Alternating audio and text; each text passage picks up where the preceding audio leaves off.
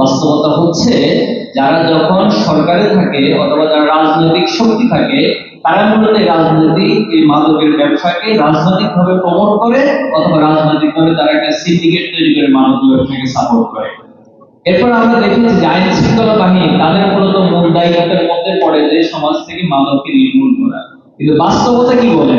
আমরা যখন বিগত সময়ে হাসিনার ফ্যাসিস্ট আমলে কারাগারে গিয়েছিলাম, আমরা এমন অনেককে পেয়েছি যারা প্রিজন ভ্যানে অথবা কারাগারে বিভিন্ন জায়গায় মাদক গ্রহণ করত। তো বিভিন্ন কারণে ওই সময় তাদের সাথে কথাবার্তার কারণে জিজ্ঞেস করতাম যে ভাই আপনি মাদকের কারণে গ্রেফতার হয়েছেন, আবার এখানে আপনাকে মাদক দিচ্ছে কে? বলতো যে যারা আমাদেরকে গ্রেফতার করছে মাদকের মামলায় তারাই আমাদেরকে এখন মাদক সাপ্লাই দেয়। এই হলো আমাদের সমাজের রাষ্ট্রের বাস্তবতা। আমি মাদককে আরেকটু স্টাডি করার চেষ্টা করেছি, যেহেতু আমাদের সীমান্তবর্তী অনেকগুলো জেলা রয়েছে, এখানে পার্শ্ববর্তী একটা রাষ্ট্র তারা চায় না যে আমাদের সমাজের যুবকরা সুন্দরভাবে এবং তারা সুন্দর একটা মন নিয়ে সুস্থ দেহ নিয়ে বেড়ে উঠুক। এই জন্য তারা পরিকল্পিতভাবে প্রত্যেকটা সীমান্তবর্তী এলাকাগুলোতে মাদকের কারবারের ব্যাপক ভিত্তিতে আমাদের রাষ্ট্রের সাথে এই মাদকগুলো পাচার করে অথবা এখানে পুশ করে।